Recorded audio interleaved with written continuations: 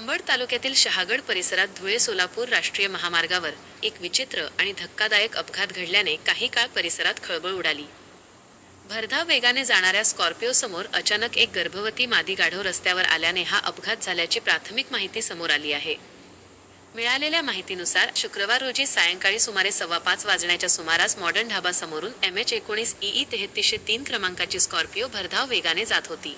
त्याचवेळी अचानक गर्भवती मादी गाढव रस्त्यावर आल्याने स्कॉर्पिओची जोरदार धडक झाली.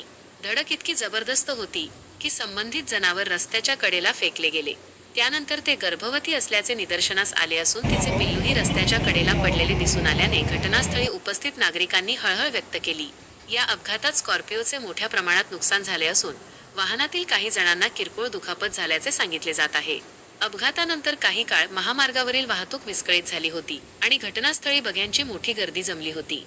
दरम्यान काही प्रत्यक्षदर्शींनी दिलेल्या माहितीनुसार समोरून येणाऱ्या ट्रक आणि स्कॉर्पिओच्या मधोमध अचानक हे जनावर आल्याने चालकाला वाहन नियंत्रित करता आले नाही आणि अपघात घडला.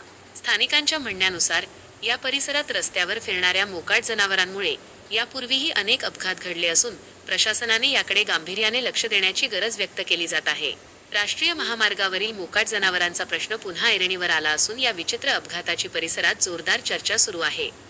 आर्यव्रत न्यूज मराठीसाठी प्रतिनिधी गणेश राऊत, शहागड.